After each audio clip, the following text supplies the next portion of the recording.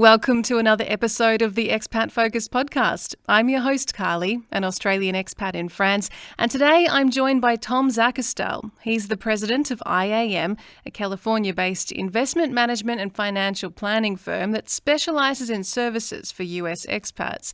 Now, Tom has been advising US expats for over 15 years, and he has first-hand experience of the challenges of managing your finances when you live abroad because he spent 10 years as an expat himself. Tom is also the current president of the Financial Planning Association of San Francisco, and he's a chartered financial analyst and a certified financial planner. So you know that what he has to say today comes from a pretty solid place. Tom, thanks for coming on the show. My pleasure, and thanks for the terrific introduction. Tom, before we get stuck into some of the financial issues for US expats to consider, tell me about some of your own time overseas. So I was originally an engineer by education, a civil engineer, but I worked in the oil industry for a company called Schlumberger internationally. I started in Canada for them, but I spent a couple of years in Nigeria, a couple of years in Holland, and then shorter stints in Middle East and Southeast Asia, Russia, a few parts of the world. So it was a fun time for about 10 years, and then I went through a career change like many of us do, and ended up in this business. Wow, that sounds like it would have been such an exciting time. Tom, do you have a favorite country of all the places you lived? Well, I think every country is different. Some you wouldn't call them favorites, but they were very interesting. But probably I would say Indonesia was really my favorite. I just love the people and the place, and I'm a scuba diver, so it's great for diving and such diversity amongst all the islands that make up the country. Would you say that any of your expat experiences led you to financial planning, or was that a totally separate career choice? I guess in a sense, the fact that I had a lot of time when I was in the oil industry, a lot of time was spent waiting around for other things to happen. And so I had time to study for the licenses and the CFA and CFP qualifications. So in that sense, it helped me out. And also, in the oil industry, a lot of us made decent money, and we invested it, and I guess that's where the bug started. So to that extent, it certainly helped. And Tom, from a financial advisor's perspective, what do you see as a pressing issue for US expats right now? There have been a number of issues for years. Probably most expats are familiar with the difficulty for U.S. citizens to open bank and especially brokerage accounts, either offshore or even in their country of residence sometimes because of the fact that they have this ongoing tax reporting burden to the U.S. government, to the IRS. But there are some other things that have come up just recently. One has to do with some pretty severe currency fluctuations as a result of the political climate in places, like with Brexit in the UK. The pound has dropped substantially, which can be good or bad depending which side of that you're on. If you live in Mexico, the peso has also dropped as a result of this and the general strengthening in the US dollar. So we're seeing some of that now. But probably the most pressing issue that I'm seeing right now is the fact that US brokerage firms have started closing accounts for U.S. expats. That's something new. It's kind of been building up. It has to do with FATCA as well. So it's kind of been building up over the last 5 years as FATCA has been implemented, but it's really come to a head just in the last few months or a year. Tom, run me through why firms are closing these accounts of US expats. Well, it's there are a couple of issues. Probably the big one though is FATCA, and for most people, what FATCA means is it's difficult for them to deal with financial institutions in their own country. So FATCA is a tax reporting regime that was implemented by the IRS to try to find money launderers and people who are U.S. citizens hiding money offshore. And through a sort of a carrot and stick method, what it does is it compels non-U.S. financial institutions to report to the IRS on their U.S. citizen clients. So that's why it's made it difficult for them to have local accounts, for expats to have local accounts. But the other side of FATCA is that most of the agreements, and these are agreements between countries, are reciprocal. So, for example, a country like Mexico has insisted that if they're going to report on U.S. accounts that held in Mexico, then it has to be reciprocal. They want to hear about the U.S. accounts that their Mexican residents have, because possibly there may be some local tax consequences to that. And that's what's being implemented now. So the U.S. brokerage firms are having to report to other tax authorities in other countries, and they don't want to do that necessarily. And so sometimes they prefer to close those accounts. It's interesting that FATCA is a key part of this, Tom. It actually came up in my chat recently with Anthony Parent from IRS Medic, and he was speaking about how to avoid disaster with the US tax system when you're a foreigner in the US, an expat in the US. So FATCA is making things difficult not just for foreigners in the US, but actually US people who are overseas, US expats. Yeah, that's right. Specifically, I mean, there are some reporting requirements, but also specifically right now with this issue of brokerage firms closing accounts. I mean, for example, Merrill Lynch has sent out a letter to, I think, all of their U.S. expat clients under a certain threshold, telling them that their accounts need to be moved. And that always isn't such an easy thing to do. And there's another aspect to it as well, which it's not just about FATCA, but there's also what comes up as what's called the Know Your Client rule. And then there's a further issue with mutual funds. So U.S. mutual funds are considered investment companies under the law, and as the phrase go, they have to be registered where offered. And if a person lives in another country, they're offered in that country. And so what some companies have started doing is in the U.S. is they realize that all of a sudden they shouldn't be allowing non-U.S. residents access to U.S. mutual funds. And so in some cases, the mutual fund gets frozen in the sense that it can only be liquidated but can't be added to or changed for another fund. So, if I'm a US expat, what does this mean for my finances that I might have back home or my investments back home in the USA? Well, so if the mutual fund, because a lot of people are still invested in mutual fund, I mean, as a registered investment advisor, we've kind of moved away from mutual funds or towards things like exchange traded funds, more passive products or individual shares. But to the extent a person is invested in U.S. mutual funds, they may have this problem with freezing of the fund, in which case their only alternative is to reinvest the money eventually into something that trades on an exchange like an ETF or shares of a company. If the issue is your account is being closed, actually, well, then really you can distribute the money. I mean, you can take a check or have the money wired, but and this might work if it's a taxable account, but if it's a retirement account like an IRA, then it's a real problem because there are tax consequences and possibly early withdrawal penalties, and in fact, you know, we've seen some of that happen already. So that's a little different there, and you have to find another custodian or another firm to deal with in that case, and do a rollover or a transfer to an IRA account with that new custodian.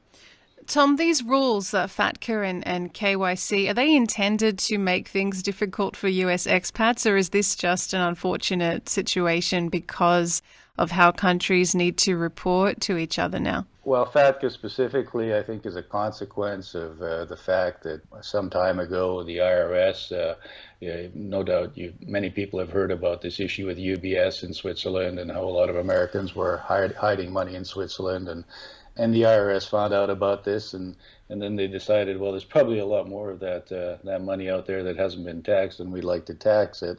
So they're really after the money launderers and the tax cheats, but 99% of U.S. expats are just normal people, and unfortunately, they get caught up in this web.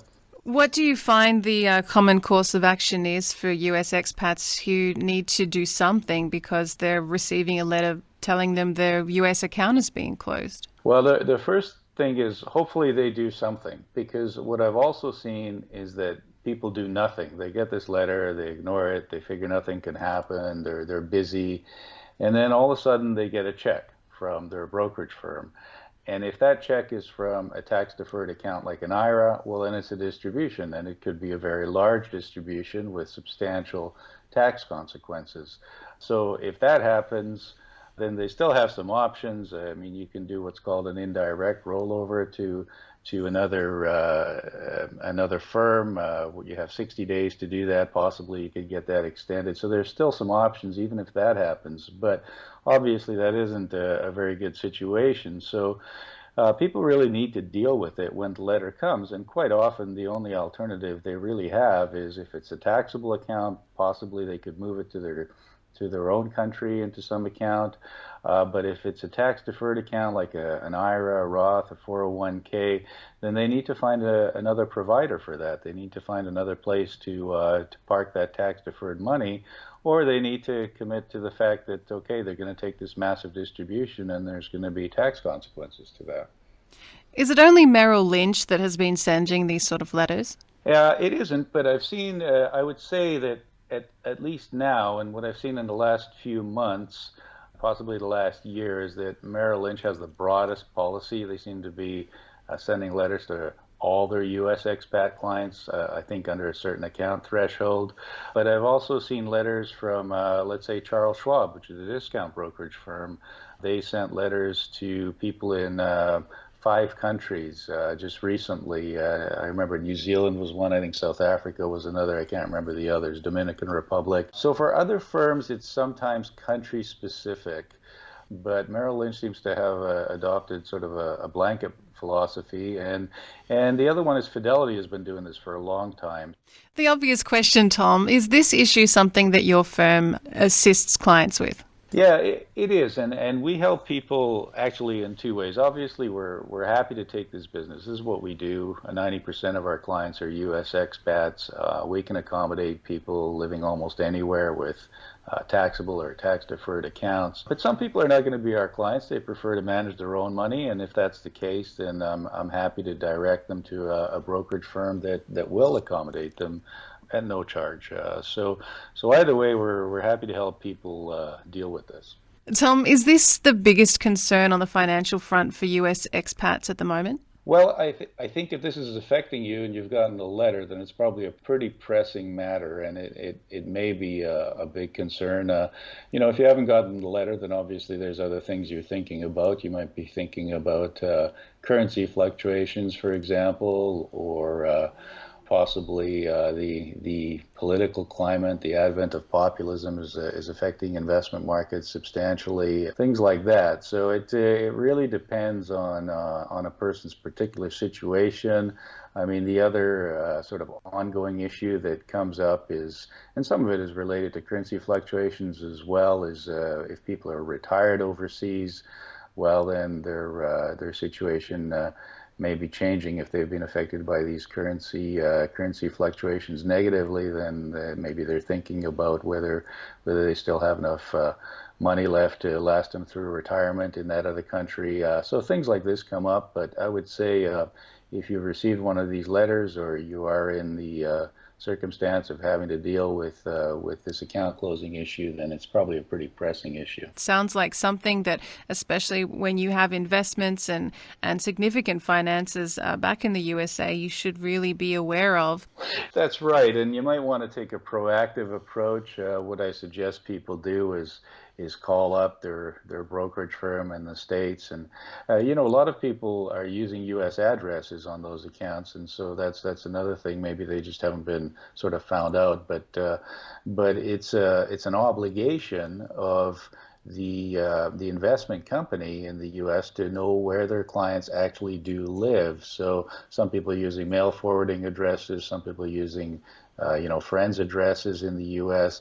I think it's going to be harder and harder to maintain these. And so one thing that people can do is be a little proactive. If they do have a U.S. address, or if they haven't received a letter, they might want to call their broker up or their brokerage firm or their investment advisor and just say, hey, what if I moved overseas to such and such a place? And, what would happen? Would that be an issue? So that's one way of dealing with it.